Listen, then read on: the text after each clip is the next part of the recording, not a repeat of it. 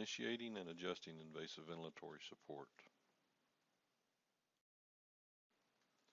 The learning objectives are to discuss the goals of ventilatory support, describe how to choose an appropriate ventilator to begin ventilatory support, explain how to select an appropriate mode of ventilation given a patient's specific condition and ventilatory requirements. Choose appropriate initial ventilator settings based on a patient's assessment. Describe how to assess a patient after initiation of ventilation. Explain how to adjust the ventilator on the basis of the patient's response. Introduction to ventilatory support. The main idea is to maintain tissue oxygenation and remove carbon dioxide. It supports or replaces the normal ventilatory pump, hopefully temporarily, moves air in and out of the lungs or ventilates the patient, and provides sophisticated life support. Initiation requires sound clinical judgment. Diagnoses that require mechanical ventilation. The most common is acute respiratory failure, followed by exacerbation of COPD, coma, and neuromuscular disease. Table 44-1 on page 1090 in your text ranks these different conditions. Primary goals of mechanical ventilation: adequate alveolar ventilation, maintain tissue oxygenation, that's with FiO2, PEEP, and mean airway pressure, restore acid-base balance, reduce work of breathing and myocardial work, provide CPAP or PEEP to recruit the lung protective strategy in the way of a small tidal volume and appropriate PEEP levels. These are to maintain a plateau pressure of less than 30 centimeters of water. Box 44-2 on page 1091 explains the specific clinical objectives of ventilatory support. They are to reverse hypoxemia, to reverse acute respiratory acidosis, to relieve respiratory distress, to prevent or reverse atelectasis, to reverse ventilatory muscle dysfunction, to allow sedation and neuromuscular blockade, to decrease systemic and myocardial oxygen consumption, to maintain or improve cardiac output, to reduce intracranial pressure, to stabilize the chest. And if you notice, the objectives here are referenced from Chest Magazine, which is a significant magazine for publication. This slide shows the typical progression of acute respiratory failure. Initially, there is a decline to arterial oxygen tension and saturation. When the PO2 decreases to approximately 60 torr, the patient begins to breathe more, and the CO2 decreases, and the pH increases. Early in the progression, arterial blood gas results show acute alveolar hyperventilation, secondary to hypoxemia. As the patient's condition worsens, increases in ventilatory workload typically lead to adoption of rapid shallow breathing pattern. Although minute ventilation may remain high, effective ventilation decreases. The CO2 begins to increase and the pH begins to decrease. At point C, arterial blood gas results may show normal CO2 and pH with moderate to severe hypoxemia. If mechanical ventilation is not initiated, the patient's condition may progress to acute ventilatory failure, severe hypoxemia, and corresponding severe respiratory acidosis. Initial setup of the ventilator. Many decisions are made here. Are indications present? Do they require ventilation, in other words? Can you justify it? Do you use non-invasive or invasive ventilation? We'll discuss non-invasive ventilation in detail at another time. Type and method to establish the airway. Pressure or volume ventilation. Partial or full support. The mode of ventilation. Select appropriate ventilator settings for the mode. Set appropriate alarms and backup values. The two types of ventilation are pressure and volume. Pressure ventilation includes pressure assist control, SIMV, PRVC or pressure regulated volume control, volume support, and APRV or airway pressure release ventilation. Volume ventilation essentially includes volume assist control and SIMV or synchronized intermittent mandatory ventilation.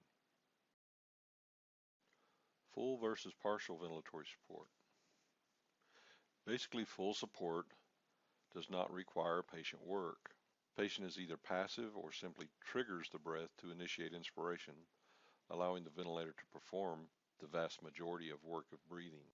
Partial support does require patient effort. It implies only a percentage of the work of breathing is provided by the ventilator. Normally, when partial ventilatory support is indicated, SIMV, pressure support ventilation or volume support, and PAV or NAVA are modes of choice.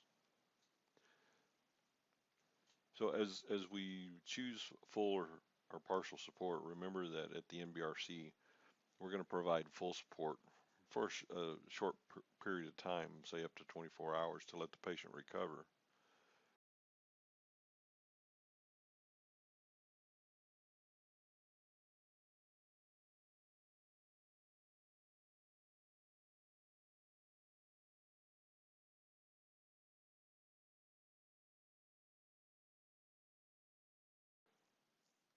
However, in reality, many times, full support is unreasonable. We want the patient utilizing their own muscles to keep them in shape so that we don't have muscle wasting. So if they come into this situation where they don't have a lot of strength to begin with, we don't lose that if we keep them engaged in doing their own breathing. In assist control ventilation, the breaths are either patient triggered or time triggered. Most of the time, it's volume control. The advantages here include it ensures a minimum safe level of ventilation. In other words, these are the backup settings that we have, the minimum value, the rate, and the tidal volume. Those are guaranteed. That's what it's saying is the minimum safe level. Patient can increase the rate above the set rate, which would be the assisted breaths. To decrease the work of breathing, you must ensure that sensitivity and flow are set adequate to meet the patient's needs. Control ventilation.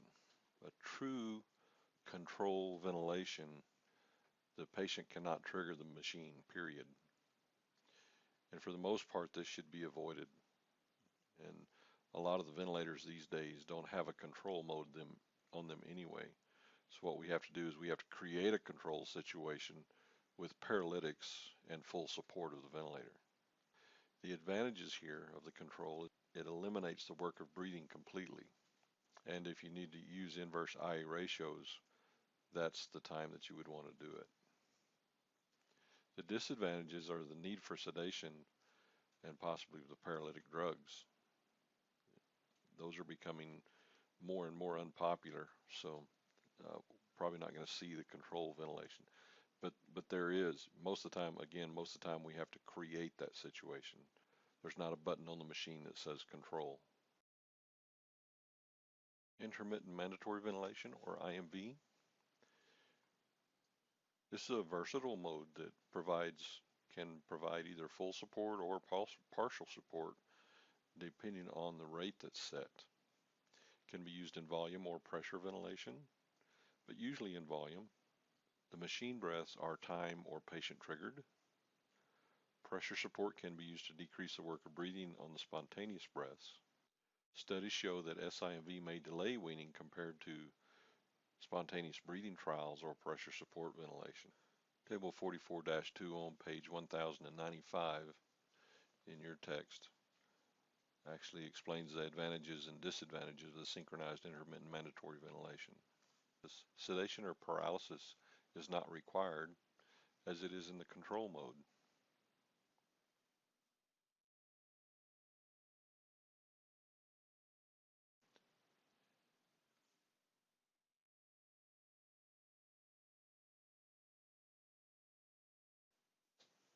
Pressure support ventilation. This can be a standalone mode or used as an adjunct in other modes that allow spontaneous breathing. Pressure support assists spontaneous breaths to a set pressure support level. The breaths are patient triggered, pressure limited, and flow cycled. This may decrease the work of breathing and improve patient ventilator synchrony. Box 44-6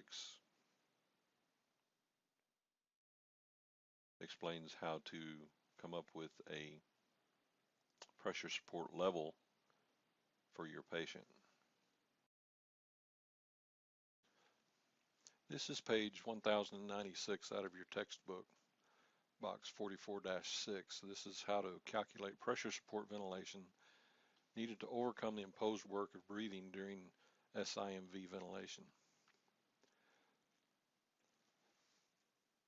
The ventilator settings are machine delivered tidal volume during assist control is 450 mLs.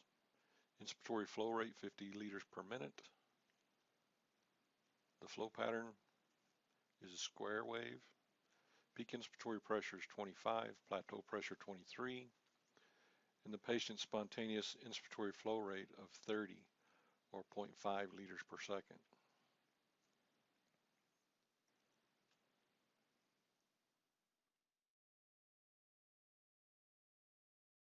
The formula for this is here. And so in this example, you need 5 centimeters of water of pressure support to overcome the resistance. High frequency ventilation. Lots of ventilation going on here. Respiratory rates range from 3 Hertz or 180 per minute to about 8 Hertz or about 480 per minute. So 1 Hertz then is equal to 60 per minute. These also have very small tidal volumes and may approach the anatomic dead space. Gas transport can occur by bulk flow, Taylor dispersion, pendulum, asymmetric velocity profiles, or molecular diffusion. High-frequency ventilation superiority is not established. High-frequency jet ventilation may work best with large air leaks. High-frequency oscillation may work best for infants with respiratory distress syndrome.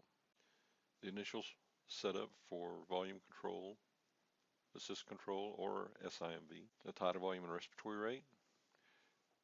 Determine the minute ventilation, normally about 80 to 100 milliliters per kilogram per minute of ideal body weight.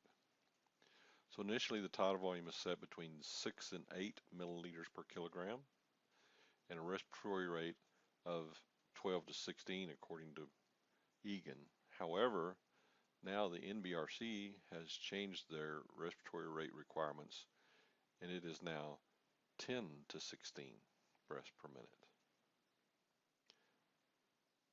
If the patient is suffering with acute lung injury or ARDS, then the tidal volumes are even smaller at 4 to 6 milliliters per kilogram. In all patients, of course the trump card there is the plateau pressure must remain less than 30 centimeters of water. And then of course you have to increase the respiratory rate to maintain the CO2. Table 44-4 on page 1092 gives you the typical values for ventilator initiation for adults receiving volume or pressure ventilation. Initial setup for the trigger sensitivity.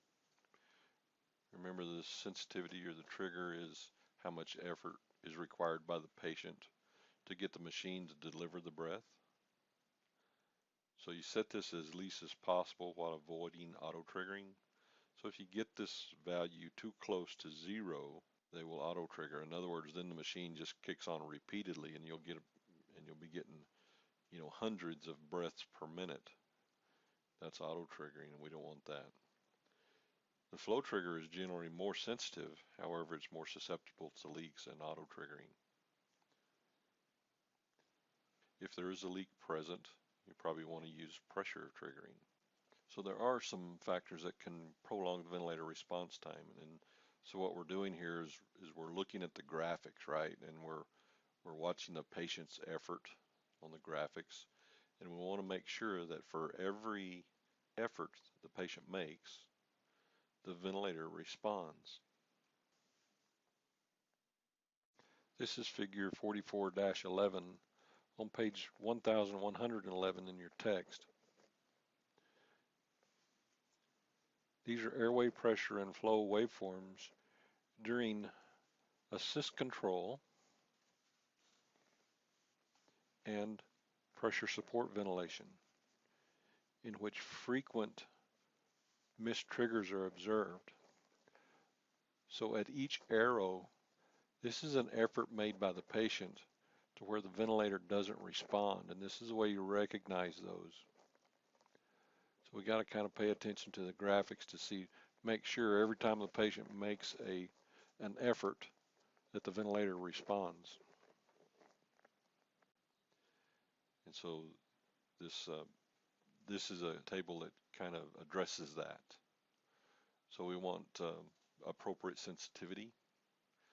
We want abdomen rib cage paradox can delay that. Auto PEEP is a big one.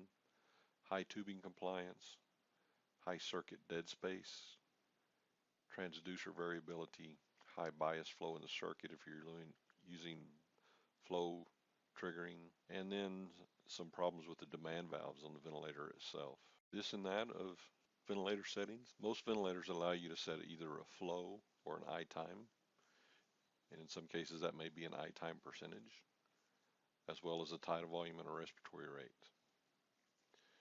Whether with flow or I time control, adjust to get the I time of about 0.6 to or 1 seconds, the I ratio of 1 to 2 or less, and the above usually corresponds with a peak flow between 40 and 80, and you adjust the flow to meet or exceed the patient's inspiratory flow requirements. Low flow tends to increase the work of breathing. So when we talk about 1 to 2 or less, we're talking 1 to 3, 1 to 4, 1 to 5, something like that. That would be less.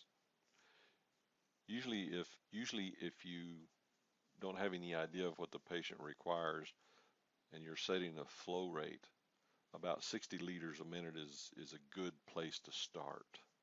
And then you can adjust once you get the patient onto the ventilator and see what their requirements are.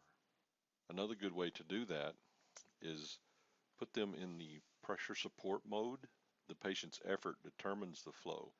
And so if you can put them temporarily in pressure support, let them take a few breaths and read the flow rate off of the pressure support value, then you can adjust that to your volume ventilation, and you know that's going to satisfy them.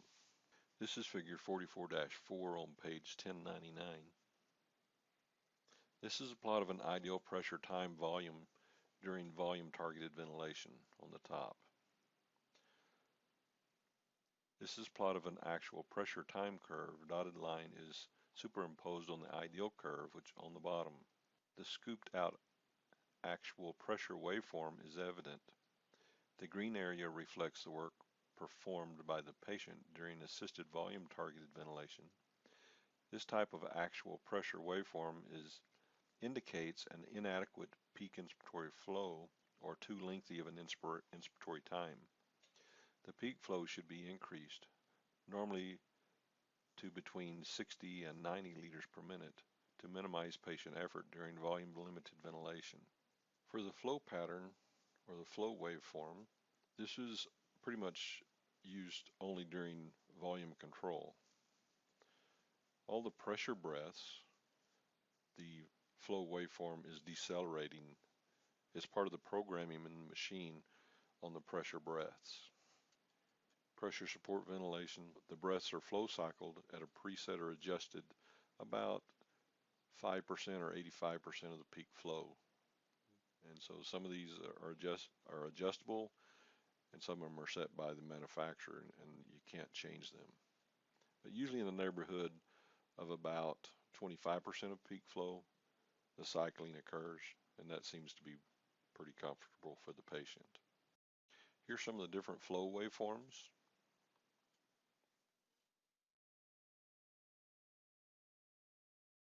And in relation to mean airway pressure, remember during the total cycle time, the more time you can spend at baseline, the less the mean airway pressure. And so as some of these take longer to deliver the tidal volume,